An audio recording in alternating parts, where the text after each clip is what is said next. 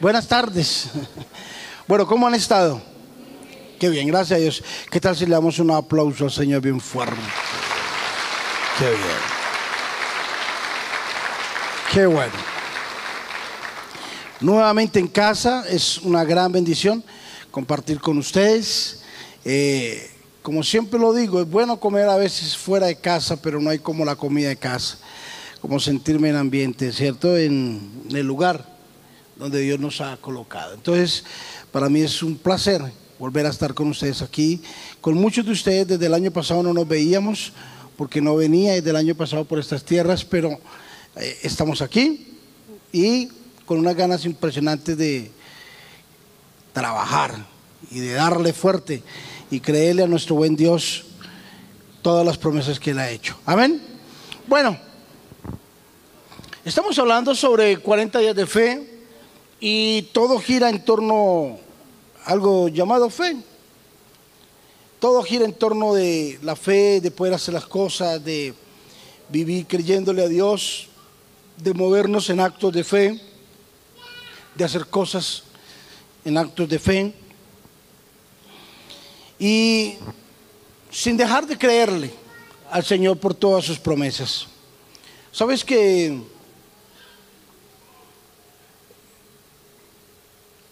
una de las cosas que he tenido la costumbre en toda mi vida, desde que Dios me regaló mi esposa, me regaló mis hijos, es no dejar de declarar palabras sobre ellos? Y eso mismo lo hago con mi nieto, con Noah. Cada vez que veo a Noah, lo primero que hago es colocar la mano en la cabeza y declarar una palabra sobre la vida de él. Cada vez, no hay día en que no lo haga. Y incluso cuando estoy ausente, llamo y por videollamada declaro una palabra sobre Noah, porque sé que la promesa de Dios se va a cumplir en la vida de Noah también. Y lo insto para que usted haga eso con sus hijos. Declare una palabra sobre sus hijos. Ore por sus hijos. Declare una palabra que tarde o temprano esa palabra va a producir un efecto sobre la vida de ellos. Y esta mañana cuando vi a Noah, puse mi mano encima y comencé a declarar una palabra. Noah, Jehová es tu pastor y nada te faltará. En lugares de dedicados pastos Él te pastoreará, confortará tu alma, por sendas de justicia te guiará. Y comencé a declarar esta palabra sobre la vida de Noah y él apenas me miraba así como medio asombrado, se reía y fue a darme besos con la boca abierta, me babió todo, me hacía cosquillas. De repente el niño no entiende, pero nosotros sí entendemos lo que está pasando en el mundo espiritual de ellos. Y entendemos que lo que se está tejiendo alrededor de ellos es una palabra muy poderosa. Y surge una pregunta en medio de estas cosas que hago con los hijos, y es, porque siempre nosotros los padres nos preocupamos y queremos que nuestros hijos salgan adelante y queremos que surjan, pero es maravilloso que los hijos vuelen, prosperen, surjan y hagan de repente lo que nosotros no pudimos hacer.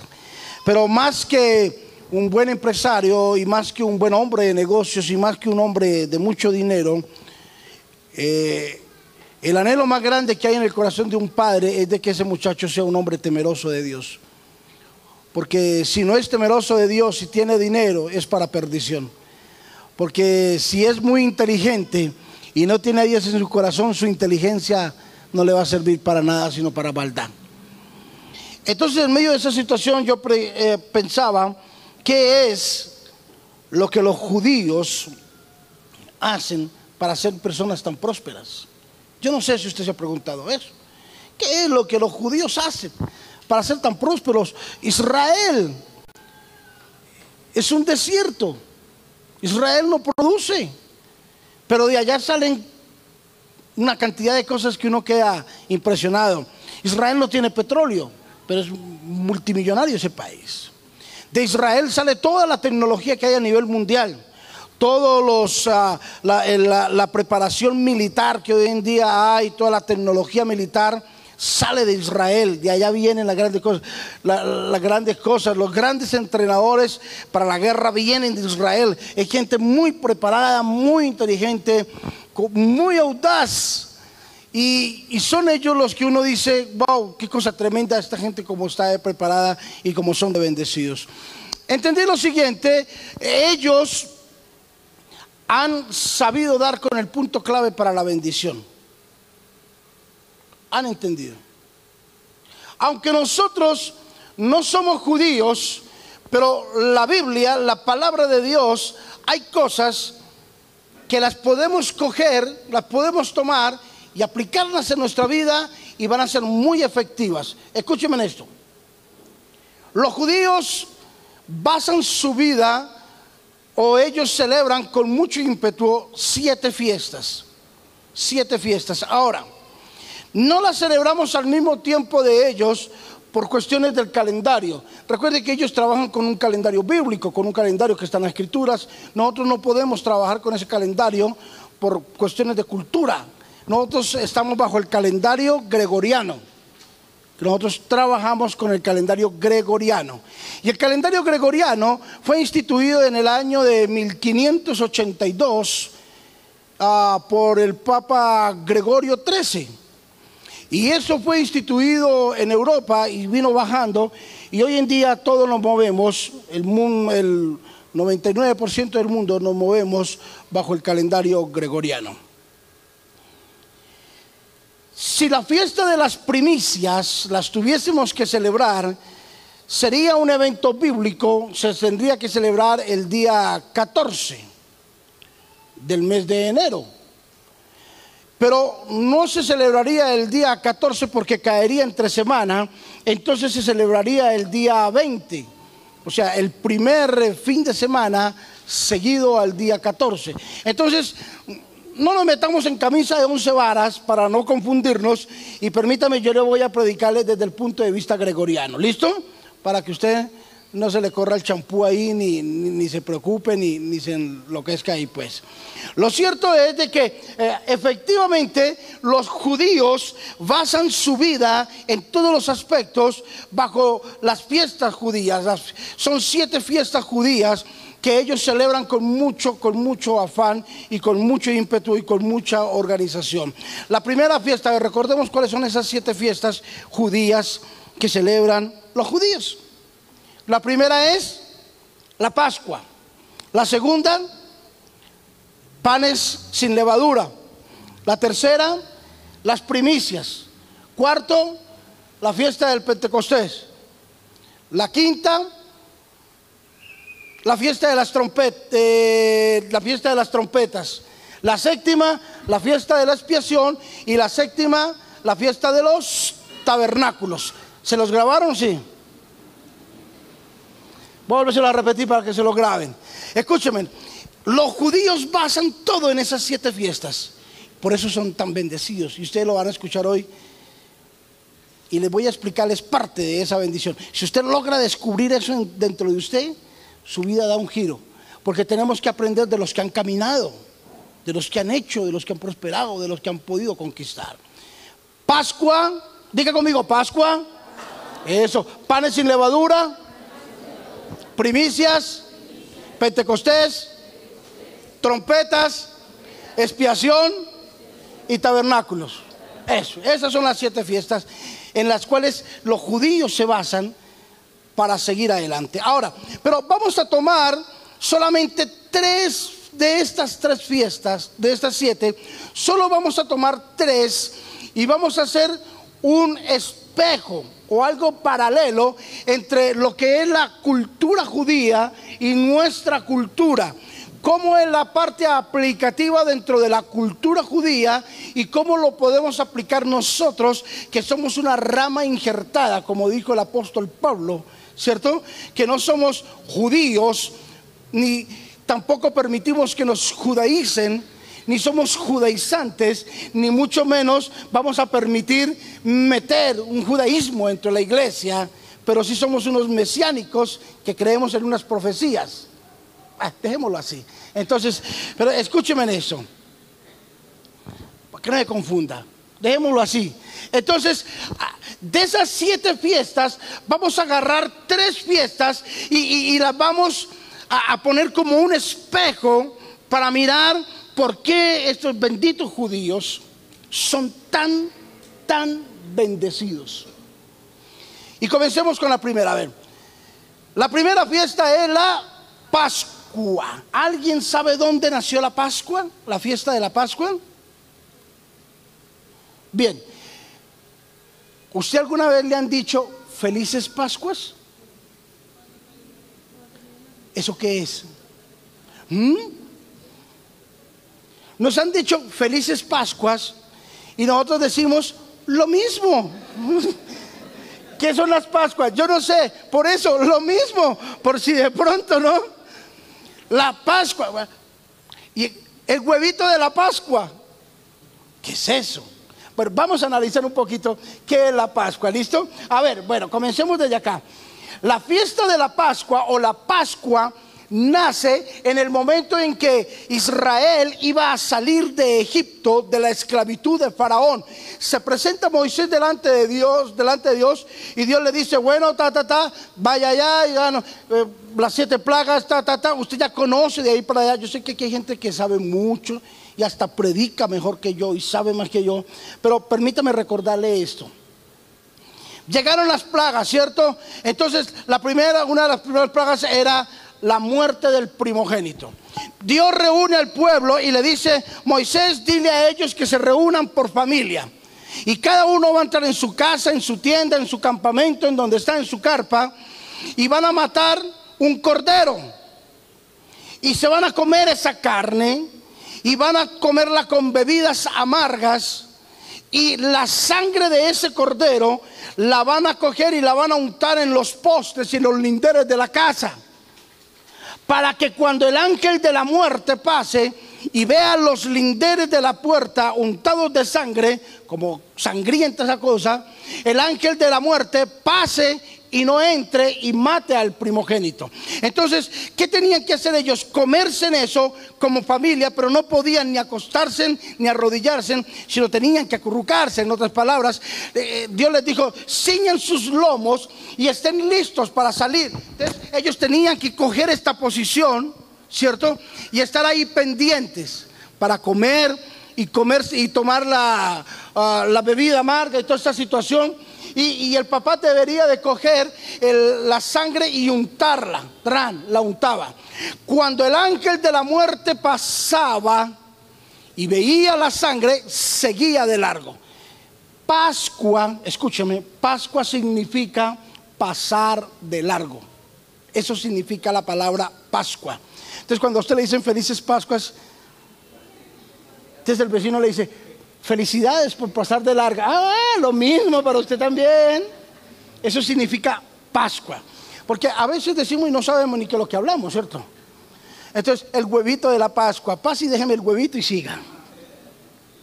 Entonces, cuando la familia entera estaban ahí comiéndose en el cordero, recuerde que estamos haciendo un paralelo, un espejo del Antiguo y del Nuevo Testamento. Un espejo para mirarnos ahí. Y cuando ellos estaban comiendo, de repente escuchaban el grito del vecino, del de al frente, del de atrás. ¡Ay, mi hijo se murió! ¡Ay, mi hija se murió! Y los niños entraban en pánico en los hogares judíos. Y de repente ellos sabían qué estaba pasando, que se estaba muriendo el primogénito. Y de repente uno de estos niños le dicen al papá, papá, ¿será que el ángel de la muerte va a entrar aquí y nos va a cobrar a nosotros? Y el papá tenía que decirles, yo les garantizo de que el ángel de la muerte va a pasar por aquí, pero no va a acontecer nada. Entonces el papá debería de tomar al niño, sacarlo a la puerta y ponerlo en el lindero y decirle, esta sangre que está untada nos garantiza de que no va a haber nada de muerte, de que no va a haber nada. Entonces era simplemente tener un acto de fe y de creer de que no iba a pasar nada. Ahora, ¿qué garantizaba a ellos de que no iba a haber la muerte? La sangre del cordero. Ahora, Jesús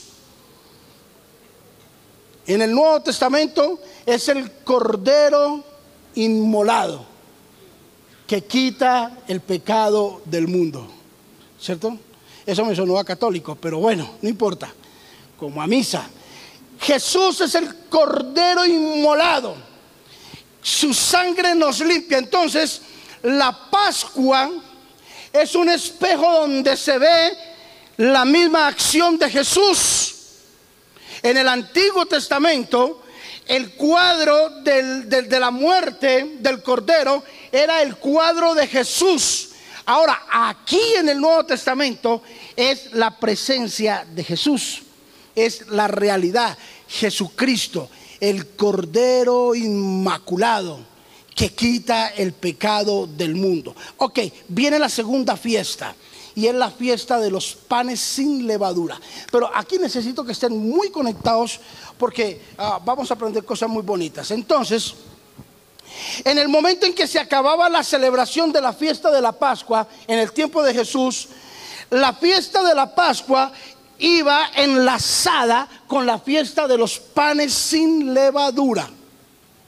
Recuerde que la Pascua está representando la muerte del Cordero, que es la muerte de Jesucristo, aquí en el panorama nuestro. Ahora, los panes sin levadura se celebraba el día en que se acababa, o el día viernes, el día en que crucificaron a Jesucristo. Ese día era el día de celebrar la fiesta de los panes sin levadura. ¿A qué hora se celebraba la fiesta de los panes sin levadura? A las 3 de la tarde, según la celebración judía. ¿A qué horas murió Jesús?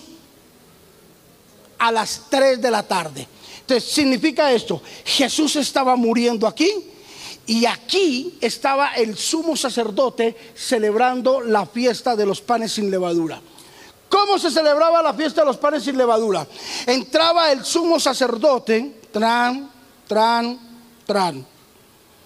y al frente de él estaban los panes y toda esta situación, y él debería de coger los panes sin levadura y colocarlos como en una especie de una cuchara de madera, y taparlos con un lino o con un lienzo fino, y entrar al lugar santísimo y ofrecerlo en oblación o en sacrificio ante Dios. Mecerlo. Ahora, mi pregunta es: el sumo sacerdote estaba ofreciendo el pan sin levadura. Jesucristo dijo: yo soy el pan de vida. Ojo con esto, estoy hablando de un cuadro del Antiguo con el Nuevo Testamento. Yo soy el pan de vida, o sea, era Jesús. Ahora, ese pan estaba encima de una cuchara de madera. ¿En dónde fue crucificado Jesús? En una cruz de madera. Eso me sonó a Tigres del Norte. En una cruz de madera.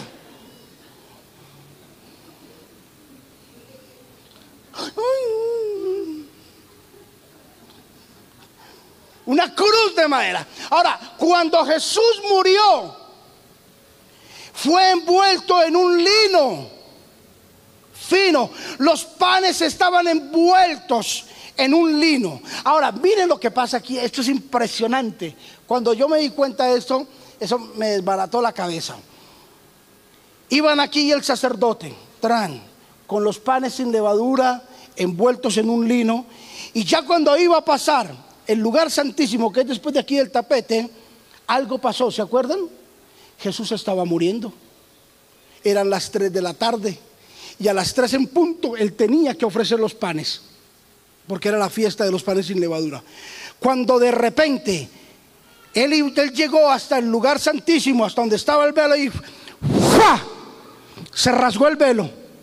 ¿Se acuerdan de esa escena? Se rasgó el velo de arriba hacia abajo, y hubo un gran terremoto en la tierra. La tierra comenzó a temblar cuando Jesús estaba muriendo y el velo se rasgó. Tiene dos aplicaciones. Primera, escúcheme. La primera es de que Dios mismo estaba diciendo: hoy se acaba toda intervención, ya no necesitan un intermediario alguno, no necesitan de nadie, de ningún sumo sacerdote. Ojo con esto. Ojo con esto, no necesitan de nadie, ni de ningún santo, ni nada, para entrar en mi presencia. Se rasgó y entró. Y lo segundo que Dios quería representar cuando el velo se rasga es de que la autoridad sacerdotal de ese tiempo se había perdido. Wow. Espera, yo se lo explico.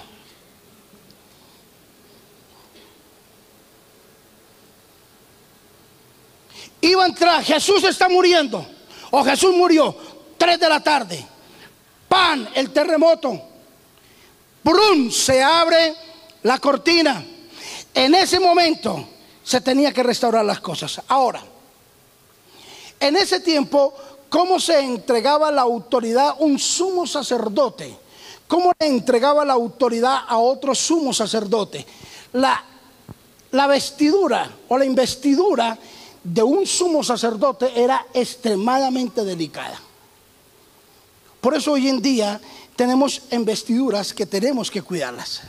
Usted tiene una investidura de papá, cuídela.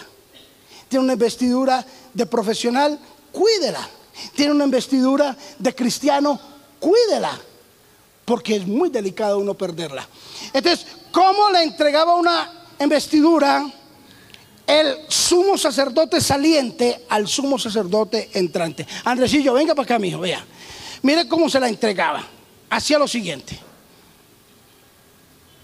Entonces, el sumo sacerdote se quitaba las vestiduras y las tenía que coger y doblarlas. Muy bien. Y tenía que entregárselas al sumo sacerdote entrante. Así, tran. En ese momento, ese acto simbolizaba de que todo lo que Dios me había dado como sumo sacerdote, yo se lo estaba entregando a mí, al sumo sacerdote entrante. Y en él era depositada toda responsabilidad. Pero les estoy hablando de que Dios restauró la autoridad. ¿En dónde se perdió la autoridad? Esperen.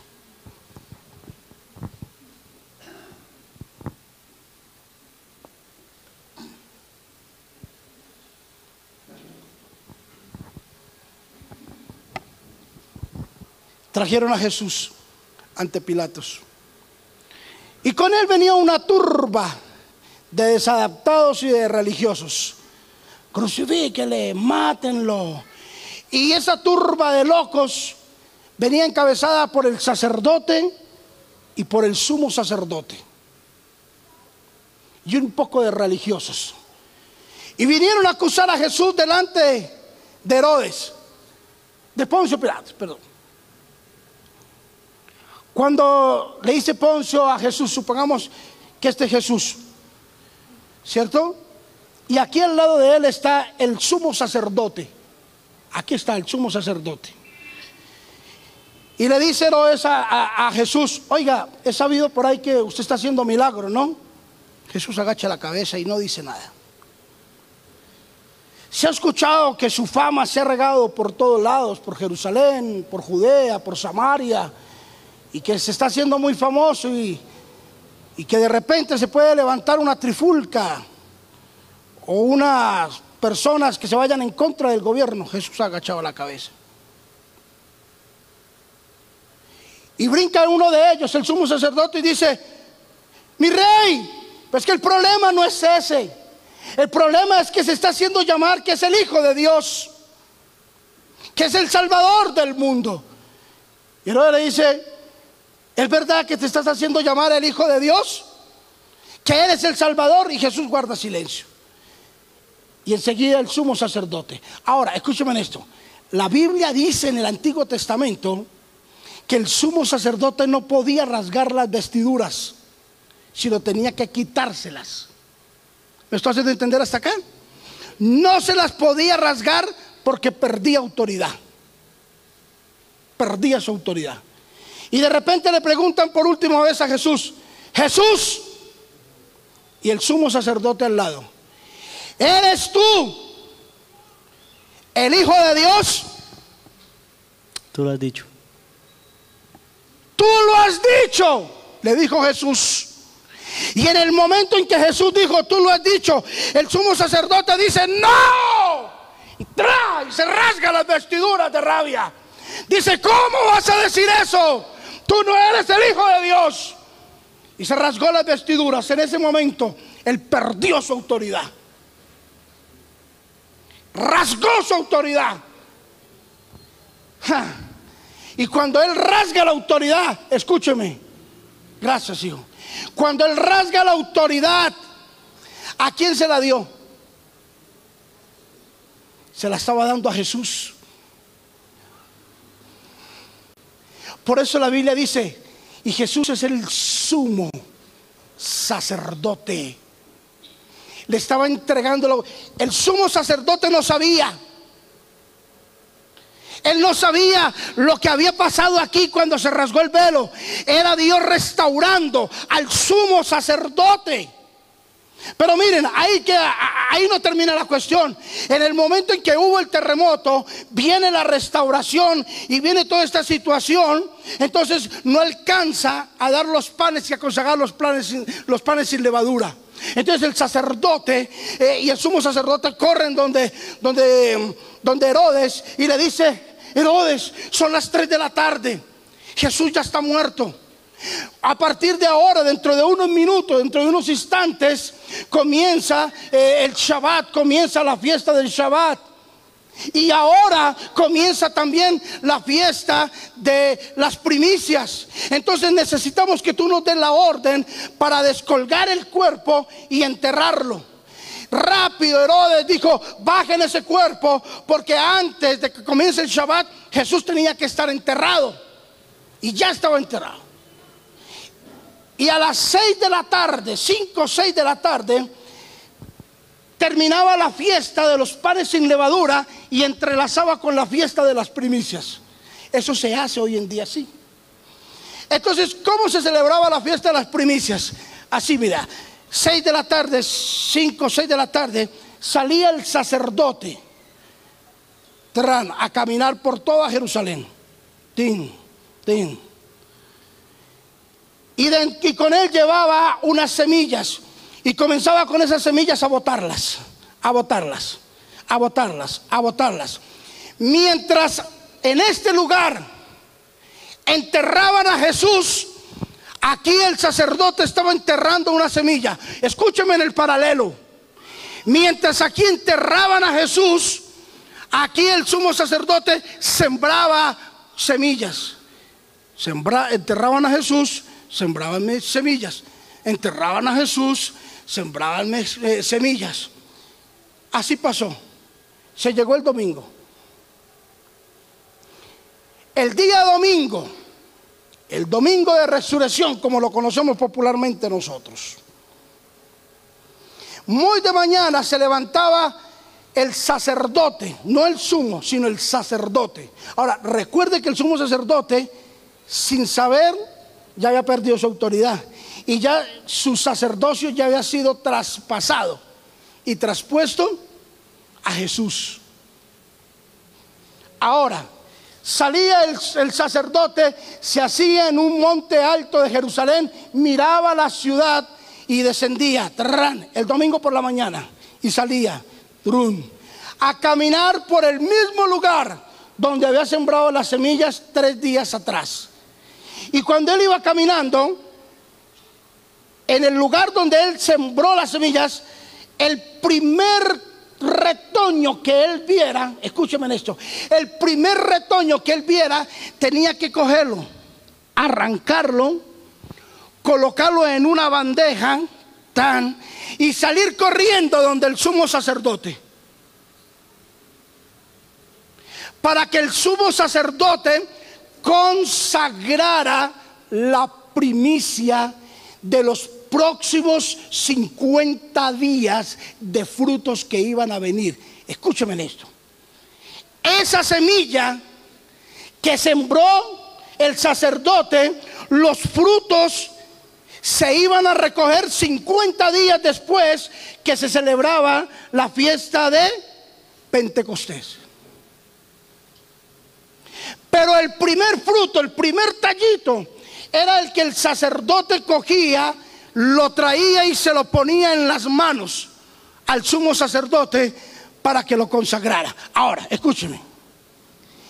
Mientras el sumo sacerdote tenía en su plancha, en su bandeja, y ya estaba listo para consagrar esa pequeña primicia, Jesús iba resucitando. Jesús resucita y el sacerdote y el sumo sacerdote tiene la primicia. Jesús resucita y el sumo sacerdote tiene la primicia. Ahora, cuando Jesús resucita, recuerde que cuando Él resucitó, ¿quiénes estaban ahí? Solo mujeres.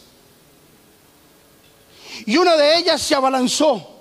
Y Jesús, que le dijo: no me toques, apártate, no me toques, no me toques aún todavía. Como quien dice, Jesús le estaba diciendo: aún la primicia no ha sido consagrada. El sumo sacerdote aquí no había consagrado aún la primicia, y Jesús ya era el sumo sacerdote y le dijo: no me toques, tú no me puedes tocar aún todavía. ¿Sabes por qué?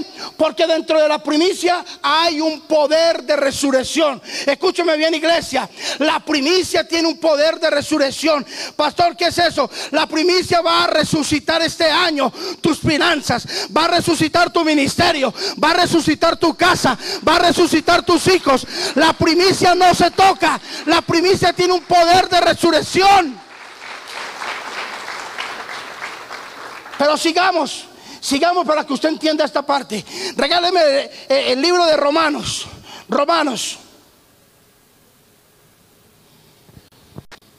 Ahora, miren esto. Si las primicias son santas, esperen.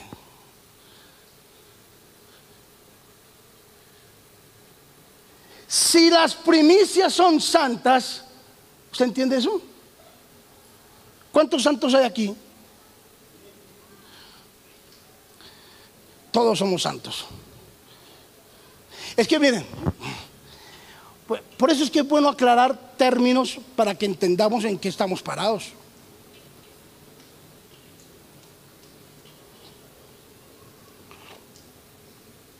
Hace unos días atrás estaba en Ecuador y una hermana me dijo: es que ustedes los pastores son, me sacan la rabia, se creen mucho. Y no solo ustedes, los cristianos, y son evangélicos ahí, cristianos evangélicos ahí. Y yo no cambio de religión, yo soy católica, apostólica y romana. Y comenzó a alegar y alegar. Y le dije: vea,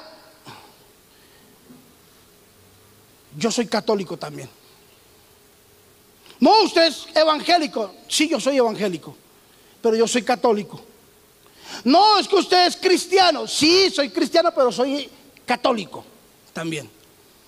Usted está molestando. Mire, ya me está llevando la corriente. No, serio, yo soy católico. Y soy apostólico también. Bueno, romano no soy colombiano. Pero soy católico, apostólico y colombiano. ¿Y por qué? Claro, vea, la diferencia entre otras, digámoslo así, religiones, no es la predicación, es la resurrección. Mahoma se murió y ahí quedó un bulto de carne y de huesos y no resucitó. La diferencia con las otras religiones es de que nosotros tenemos el poder de la resurrección. Jesús resucitó. Ahora, escúchenme en esto. Miren. Entonces, cuando ella, hermana, me dijo: explíqueme esa parte de cómo así que usted es católico, apostólico, colombiano. Bueno, eso lo entiendo, pero explíqueme esa parte. La diferencia entre la iglesia cristiana y la iglesia tradicional católica no es la predicación. son los concilios y los tratados que tenemos. Eso es lo único. La palabra católico significa Iglesia Universal. ¿Cuántos son de la Iglesia Universal?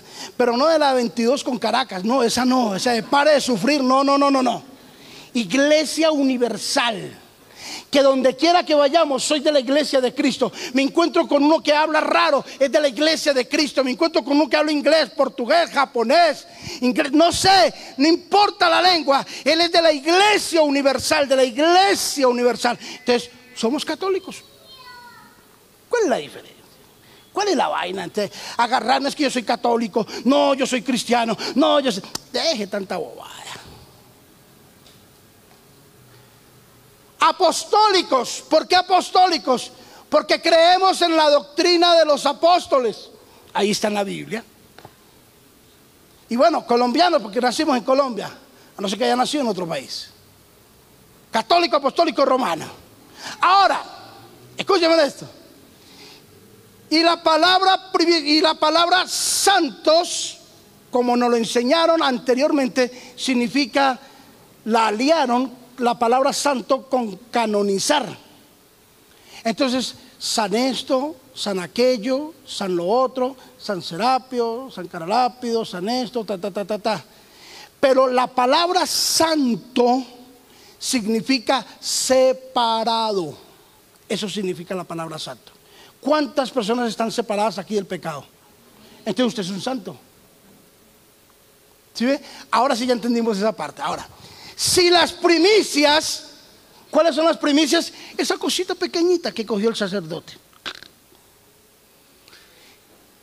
Si las primicias son separadas, o sea, consagradas, no me las robo, no me quedo con esto, así sea pequeño. Si yo no me quedo con esto, la Biblia me dice, también lo es la masa restante. Hoy, ahí comenzó a agrandarse el problema. ¿Cuál masa? ¿Cuál masa? Dígame cuál masa. Si las primicias son santas, este pequeño, también lo es la masa restante. ¿Cuál es la masa? Sus finanzas. Si su primicia es consagrada, sus finanzas serán bendecidas durante este año. Si sus primicias son consagradas, su familia será consagrada durante este año. Si sus primicias son guardadas y son dadas en Dios y para Dios, prepárese, porque en los próximos días una lluvia de bendiciones vendrá sobre su vida. Prepárese, porque este año 2019 será el año de la sobreabundancia, será el año de lo sobrenatural, será el año de lo poderoso, será el año de los milagros. Prepárese, porque el 2019 será el año en el que veremos a Dios actuar con toda su plenitud. Prepárese, porque el 2019 será el año donde veremos la masa restante consagrada como lo fue esa pequeña semilla. Oh, ¿me está entendiendo?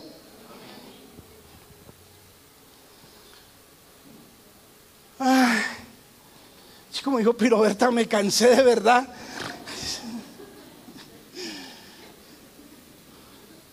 Ahora, pero ahí no termina la cosa. Brother, ahí no termina todo. Me gusta esto, amo esto, porque esto lo entendieron los judíos y nosotros lo tenemos que entender también para ser bendecidos. ¿Cómo es que esa gente trabaja poco y recoge tanto? Bueno, ellos trabajan mucho,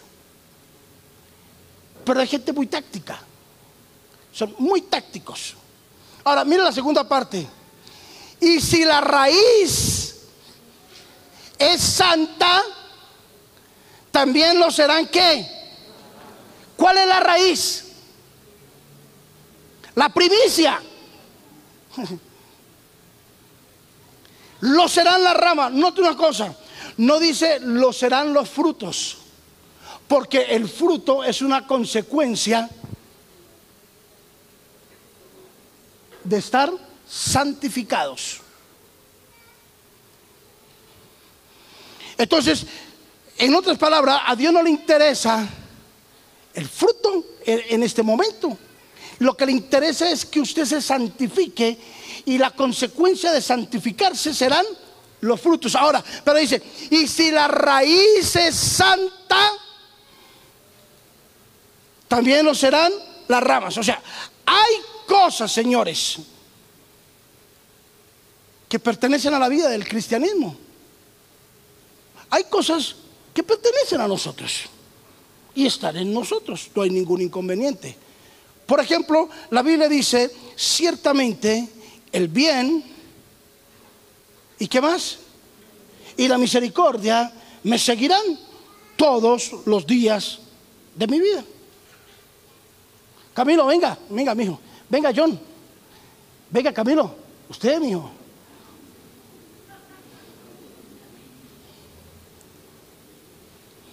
La Biblia me dice ciertamente el bien y la misericordia.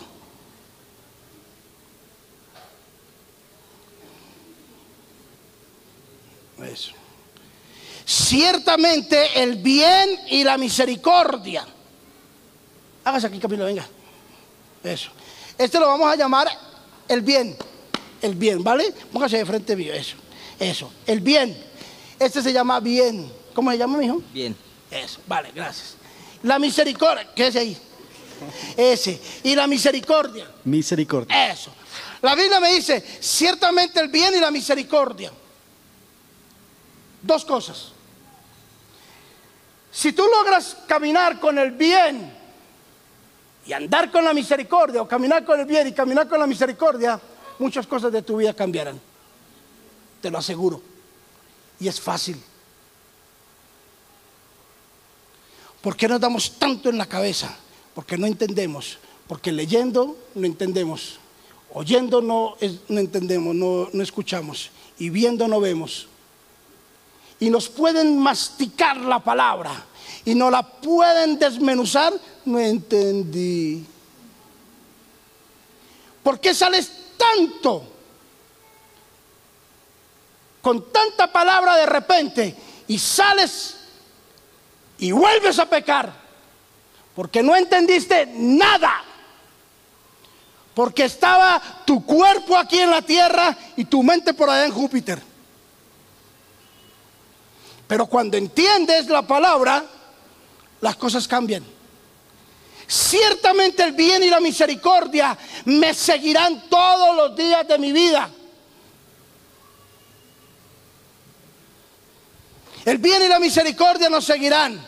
El bien y la misericordia me seguirán. Y donde quiera que vaya, el bien y la misericordia me seguirán. Porque es algo que Dios me dio. El bien, la misericordia. El bien, oh, qué bendición. El bien para hacer las cosas. El bien, cuando Dios me dice, vas a abrir una empresa, el bien está conmigo. Por eso todo lo que yo haga va a prosperar. Todo lo que yo haga va a prosperar. Porque el bien va conmigo. El problema que tenemos hoy en día es de que los hermanos creen en cosas instantáneas, cosas rápidas. Entonces creen que por ponerle nombre cristiano a un negocio, el negocio se les va a llenar. Entonces vamos a vender empanadas evangélicas. Eso no existe, señores. Empanadas evangélicas no existen. Bájese de esa nube. ¿Y por qué empanadas evangélicas? No, pastor, que cuando la persona muerda la empanada sienta la paz de Dios. Ah, por eso se llama chalón el negocio. Sí, se llama chalón. Ah. Eso no existe. Empanadas de carne, empanadas de pollo chalón. Y usted las abre, solo arroz. El pollo pasó volando por ahí. Eso no existe. Empanadas evangélicas no existen. Bájese de esa nube. Porque si eso fuera así, entonces el que es optómetra debía de colocar óptica Bartimeo. ¿Cierto? El ciego Bartimeo. El que tiene una funeraria debía colocarle Talita Cumin. Sí. A ti te digo, niña, levántate, resurrección. No, la Biblia me dice el bien me seguirá. Ciertamente el bien me seguirá, porque el bien es para mí. Es mío el bien. Y donde yo vaya, el bien va conmigo. El bien siempre me va a estar abrazando. Por eso donde yo vaya, país donde yo vaya, el bien va conmigo. Aunque pague un pasaje en el avión, el bien va conmigo pegado. Porque donde yo vaya y donde yo ore, las cosas acontecen. Donde yo ore por un milagro, las cosas acontecen. ¿Saben por qué? Porque el bien está dentro de mí. Está dentro de mí. Por eso, pastor, ore por mí. Claro, pero recuerde que el bien también está dentro de usted. Y usted puede orar y pueden acontecer milagros. No necesariamente yo tengo que orar. Usted tiene el poder para orar, porque el bien está dentro de usted. ¿El bien es para quién? Para mí.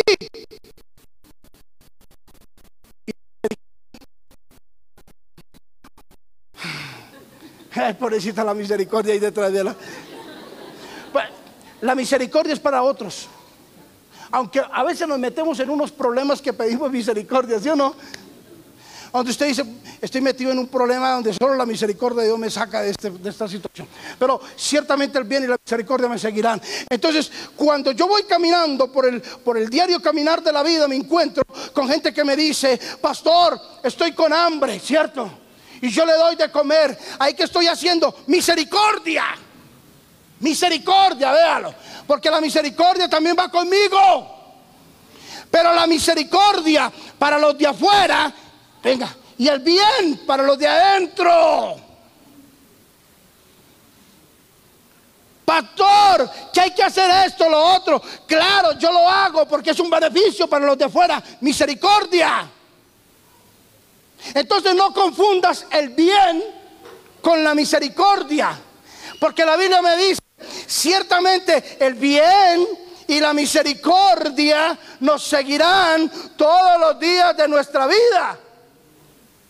Y es lo que el versículo nos está enseñando. Si las primicias son santas, si tú consagras tu primicia, yo te aseguro que un mover de Dios del cielo vendrá tan estruendoso, vendrá aún en forma de un terremoto para tus finanzas, para tu vida, vendrá de una forma milagrosa, sobrenatural, vendrá de una forma maravillosa, donde tú quedarás simplemente asombrado. ¿Sabes por qué? Porque una pequeña primicia te está asegurando un grande descansar, te está asegurando una gran cosecha. Gracias, brother. Gracias, mijo.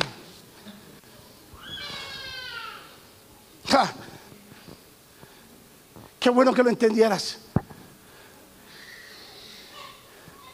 Los judíos saben que esa semilla que ha llevado al sumo sacerdote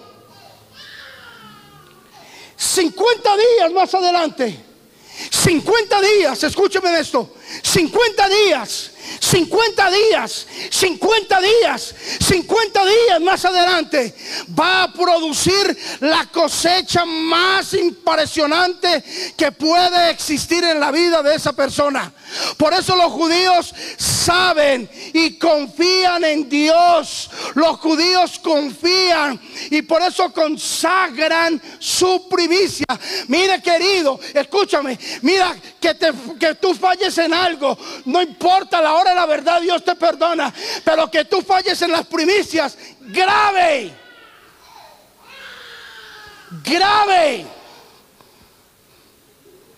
Pero si yo te estoy diciendo esto, es porque yo quiero una libertad para tu vida. Porque cuántas veces y cuánto dinero no derrochaste en cerveza, en trago, en alcohol, en drogas, en cosas ilícitas. ¿Cuánto dinero no desperdiciaste? Ahora se presenta un hombre de Dios y te dice cómo llegar a la fortuna, y te dice cómo salir de la ruina en la que estás. Ese pastor,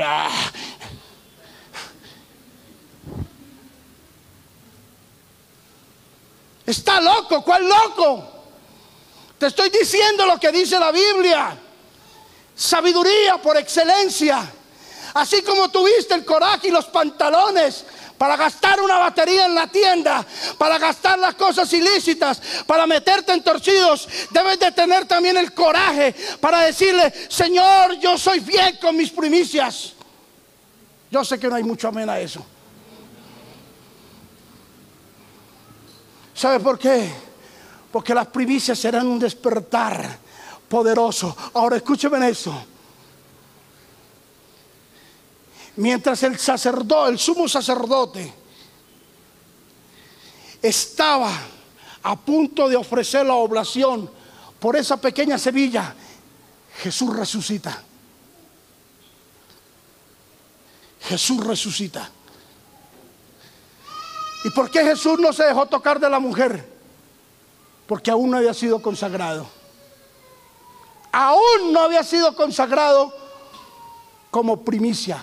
Ahora, en la fiesta de las primicias, ¿qué pasa, Noita? En la fiesta de las primicias, Jesús es la primicia. Miren, lo vamos a hacer de esta forma.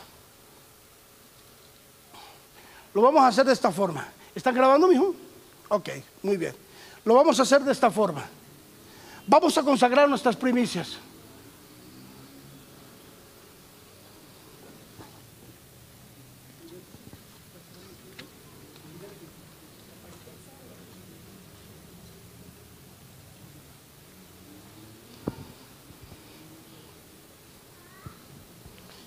Yo voy a repartir estos sobres para que usted consagre su primicia. Que usted la consagre.